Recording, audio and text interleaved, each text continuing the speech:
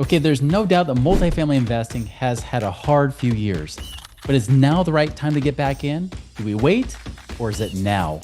That's what we're going to talk about today.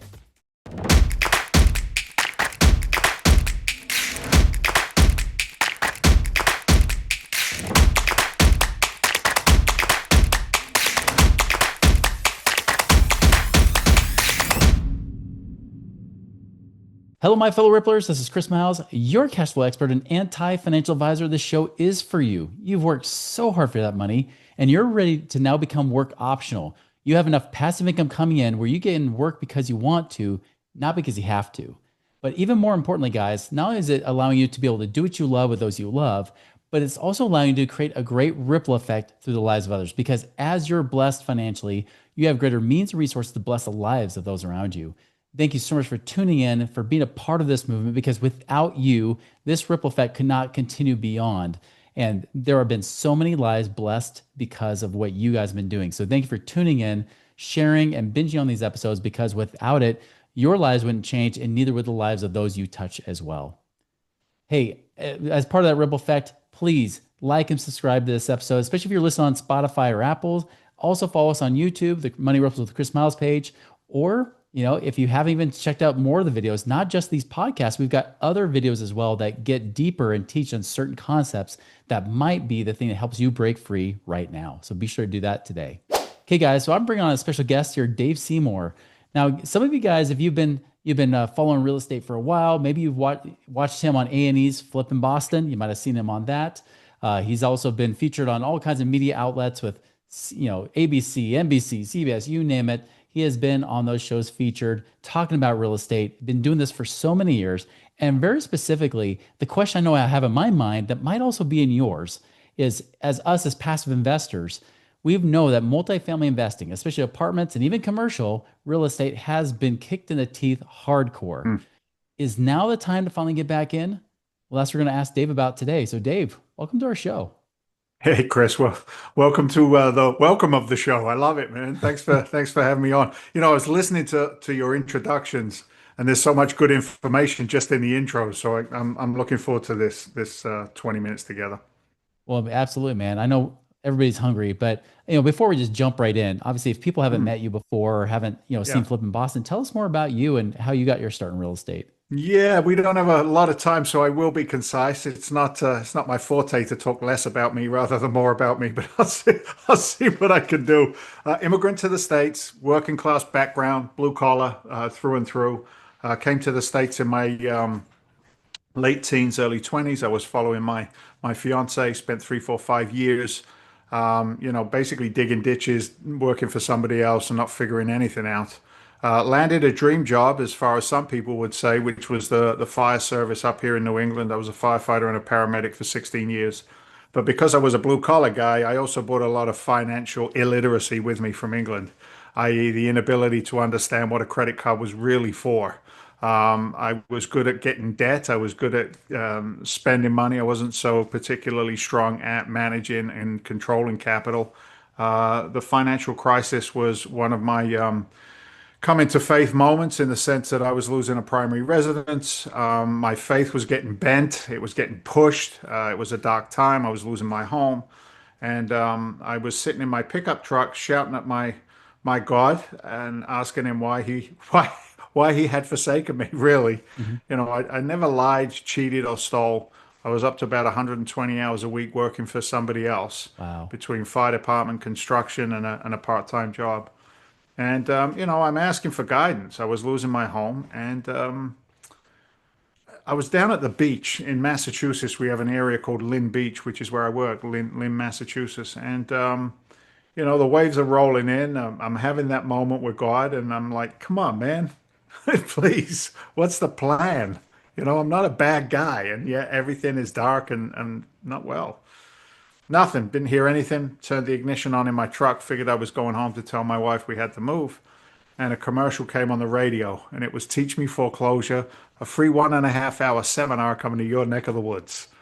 And so a moment was born. Some people call that odd. I call it God. I followed that path. I followed it with a vengeance. I went after a real estate career the same way I went after a fire. When everybody else was rushing out during the financial crisis, we were rushing in. I didn't know to be scared. I was trained. I had done my evolutions. I had learned the fundamentals. I put to work what it was that I was learning, and I was reaping the results. And I'll surmise it with this. I was in the single family game back then, and I made a check for $5,000 on a wholesale transaction. And that changed my life because what it did was first of all, how many hours that I traded for $5,000 at that moment in my life, right? And I had done this deal in a couple of hours. Yeah, I got educated first. But from that point, I realized something that was very, very impactful for me personally was once I did it, nobody could ever tell me I couldn't do something. And I Hmm. think that's one of the cancers in our society today is that everybody has an opinion to the negative and yet nobody follows the positive, right? You can't do Right. that. Who are you? Who do you think you are? Once I got that check, it was on like Donkey Kong, and my career just progressed from there through the TV show and everything that we're doing today. Yeah. Just out of curiosity, how'd you even get offered to do that TV show? It's amazing when you change the people that you hang around with, you change your environment and your world. And because I went into the education space as a student and did what I was told to do or did what I was learning to do, what that did for me was that then opened up the eyes of the people who were training me. And back then, I ended up being within a group. They said, "Hey, why don't you teach?" I'm like, "Teach? I'm still $70,000 in credit card debt. Teach what? Teach how to be a moron? Yeah, I can do that." They're like, "No, Dave, right? Look to the bright side. You did a deal. You've done another deal. You got stuff in the pipeline. You're doing what we teach you. Teach it." So, as a teacher in the education space, I then found myself surrounded with some pretty heavy hitters. Gary Vaynerchuk, ClickFunnels, the gentleman who opened that company. My brain just went for a little walk. I can't remember his name. Russell Russell Brunson. Brunson. Yeah. Yeah, some really strong online marketers, strong educators. Kiyosaki was kind of hanging around. There was just some really powerful people that I was reaping the benefits from, and it was Russell Brunson. Russ sent me an email and he said, "Dave, you're a funny son of a gun, dude. You got a funny accent. You're from England. You're doing deals. You're in the game. You're in the game when nobody else is." He said that a company out of New York was thinking of bringing some house flipping shows back to the air, and was I? He thought I should apply, and I did. I loaded an online vanilla application with profanity because I knew to separate myself from the pack. And the rest is history. They came out, they did a little mini pilot thing, and they said that big English guy looks like he could get pretty angry. We'd like to see more of that. That's what A&E said. And so was created the character of Dave, the big angry English construction guy who made a couple of bucks in real estate. Mhm. But it had a lot of upside to it as well. So anyway, that's how that manifested itself. What was something you learned that you didn't expect in doing a show like that? Like something that you thought going in, you thought, this is what I expected to be like. It's gonna be this was gonna be a big hit versus, yeah, I didn't think it was gonna be like this. Yeah, that's a great question, man. I didn't expect longevity out of it, to be frank with you. We did Mhm. 3 episodes. Back then there was what's the one where you get voted off the island? What's that called? That Survivor. show? Survivor. So there was a couple of characters, I couldn't even tell you who they are now, that had been on Survivor. And this production company that we were working with were paralleling our show with these guys from Survivor. Where these Mhm. guys from Survivor were terrible, absolutely horrible. There was no charisma on camera. They didn't know what they were doing. I Yeah. think they just kind of like pulled house flipping out of their rear end and said that's what our new journey's going to be, and they knew nothing about it. And we're like, hey, they're already established TV personalities. What chance do we have? But we smashed them, man. I mean, we smashed them. Our show aired on Saturday morning on the A&E network, and it was the highest ratings they ever got that particular slot on a Wow. Saturday morning. And when that happened, it's like, okay, you guys are cool now. Please give us 13 more episodes. Now give us another 17 more episodes. Uh-huh. And I looked at the guy who was on the show with me. I'm like, what the heck are we going to do, dude? We were just doing onesies, twosies. So you Yeah. crank up your marketing and you deliver. And to be frank with you, it was fun until it wasn't. And, there's a lot of behind the scenes stuff in that world that people don't get to really, see. They don't get to experience. And I'll tell you a brief story on it. The production company said to me one time, "Hey, Dave, I want you to rip that contractor a brand new you know what hole. Just destroy him on camera, Dave." And Right. I looked at the guy and I said, what? He said, yeah, destroy him. It'd be great for ratings. I'll give Dance, you a monkey, couple of hundred dance, bucks. right? Yeah, yeah. He said, I give you a couple of $100 and make it worth his while. I said, you guys are freaking clueless, man. You're clueless. I said, the day will come when Dave ain't cool no more. Right? That day will come. And that guy trusts me. It's a relationship. And I've never veered away from, in real estate, it's more about collaboration than competition. And if I can collaborate with the right people, I can create magic. Now, it doesn't mean I'm going to be, a billionaire. Doesn't mean I'm going to be up there with the private jet plunkers and the Rolls Royces and show me the money and all of that Hmm. crap. That's not my mojo. But it puts me in a place where I can have good relationships, and that was more important to me than anything else.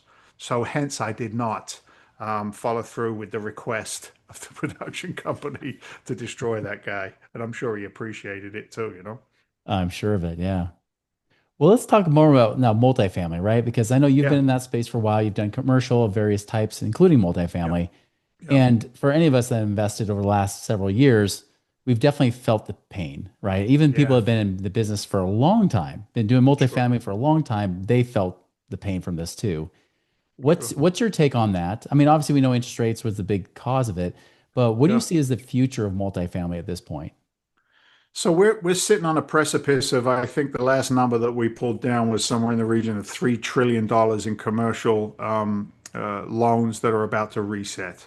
Mhm. So we gotta go back to 2020. We got to go back to the influx of capital. We got to go back to the gross underwriting that was used and pushed out into the marketplace. Everybody was a syndicator. Nobody was an operator. People were just getting in the middle of it. The average investor, the retail investor who didn't have the experience of understanding the underwriting, they're sitting there looking at people who are putting out 7 to 10% year over year rent increases on a 10-year pro forma. That's just Right. theft, dude. That's Yeah. straight up larceny, as far as I'm concerned. If you've been following this podcast, you're probably looking for great ways to create passive income right now, right? Well, we got you covered here with Central Lending. Central Lending specializes in alternative investments that actually are designed to create steady returns and long-term financial security for you and your family. Now, they prioritize transparency. They love, building those strong relationships, giving you that confidence and peace of mind, knowing that you have your money working harder for you, so you don't have to work so hard for that money. You want to learn more how to do that? Go to centrallending.com and check out what they've got today to create your passive income and wealth creation right now. Mhm. So people were investing thinking they were looking at a four equity up multiple, a five equity multiple in the Clydesdale of investing, all right, Uh-huh. which is multifamily. It's boring, it's slow, it's steady, and it's consistent if it's done properly. Yeah. And when we saw the interest rates and inflation do the magical dance that it did, well, that just destroyed a lot of those pro formas and a lot of those assets. And we're beginning to see it now. For those who still have dry powder, now is the time to begin to logistically think about where you're going to deploy that capital. Now, look, if you got the stones to be in the sexy crypto markets, if you've got the ability to ride the boring roller coaster of the stock market and take a Dramamine every time you get up in the morning before you get on that ride, then God bless you. You can do that as well. But you will consistently get what the stock market has given for the past 25, 30 years, which is 7 to 9% return on your money, as long as you're prepared to stay in it and pay Wall Street their VIG, right, every single year without any consideration of how you do. The Hmm. difference is with the opportunity we see in multifamily now, both on 4 units up to 400 units, the opportunity we see on these distressed assets, these distressed loans, is that an investor, a passive investor, can honestly look at a pro forma and with confidence say, okay, am I prepared to sit on a 5 year run? And if I'm prepared to sit on a 5 year run, there is a very good opportunity to double, if not 2.5 times that capital over a 5 year run. Yeah. Everything we do at Freedom Venture and through our Legacy Alliance, our education partnership programs, is we underwrite to a two equity multiple on 99% of the deals that we do. And then what we do at the same time is we're training almost not an army, that would be an exaggeration, but we're training up a group of passive investors who want to take a bigger piece of the pie in the GP side and do their own deals, but they don't have the confidence of the capital. Well, if they're trained by us, and then they go through our, it's almost like an accreditation program with us. Hmm. If they go through that, they got to invest in themselves to do it. It's not free. But if they're prepared to see that opportunity and step into it, then we'll either partner with them, we'll put it out to our investor base for them to capitalize on it. Some people don't realize that they need the credibility to get the loans to close on these things. Hmm. So it's going to be one of those times where three things happen, right? There's three types of people. One of my mentors said this one time, kind of humorous but true. He said there's people who make things happen, there's people who watch things happen. He said, and unfortunately, then there's that group that goes, "What happened? I missed it again," right? Yep. My argument is luck is defined as when opportunity meets preparedness, right? Mm. So if you're prepared for what's coming, and I promise you it's coming, then you're going to be in a very nice position 3, 5, 7, 10 years from now, if you can find the right operators and the right deals. So again, due diligence, get in now. Don't wait to buy real estate. We buy real estate and wait. Mm. And we ride the boring, slow and steady Clydesdale of investments, which is commercial real estate, and it's a beautiful thing. And it hasn't always been sold that way. Like you said, some people are talking about, 3x, 4x, 5x multiples, Right, all based on right. value add, right? Which, but Yeah, with no real yeah, basis on that value add and yeah, everything else. And yeah, yeah, I yeah, do like the fact that, when you make it boring and it has to fit your buy box, it yeah. definitely creates an opportunity. Yeah, for sure, for sure. Look, I mean, I'm sure you saw them as well, Chris. These pro formas, and I wasn't exaggerating, 7 to 10% rent increases on the pro forma year over year, It's ridiculous. on a 7 to 10 year run. And then you look at their expense ratios, amazing. Those never changed. How Hmm. could that be, right? How could that be? Unfortunately, the average investor wasn't even educated enough in these investments to identify that discrepancy, that indecency of a pro forma, right? A guy said Yeah. to me one time, "There's one thing I can promise you about every pro forma that we see. It's wrong." And I went, Hmm. you know what? That's insightful, man, because we do the very best we can, or we're a straight up scumbag and we're just out to rip people off. Give Right. me fees. Let me sell the sizzle and not the steak. Whereas I like to sell the steak and not the sizzle. And the steak you got to chew. You got to chew it. You got to swallow it, digest it, right? Hmm. So real estate in its essence is a boring investment. But show me a millionaire, billionaire, trillionaire who doesn't have a substantial amount of real estate, in their portfolio. Yeah, the, That's the right. stock market guys are sniffing around the money 24/7, and God bless them, they always will because their marketing budgets are bigger than ours. Hmm. But at the end of the day, who is served well are the people who align themselves with the GP, with the operators, and understand what it is that they're getting into. So they got to be educated first. Yeah. Well, definitely. We're seeing stock markets at all-time highs, way above where the valuations are. I mean, do you Right. see the opposite right now where almost everybody after the last 3 years been kind of a little bit embittered by multifamily real estate? Do you think we've hit a bottom? Yeah, it's a great question, man. The bottom is always determined in hindsight, right? It's Yeah. never it's never determined today. Right. Yeah, it's it. It's over. Nobody's ever been correct on that either.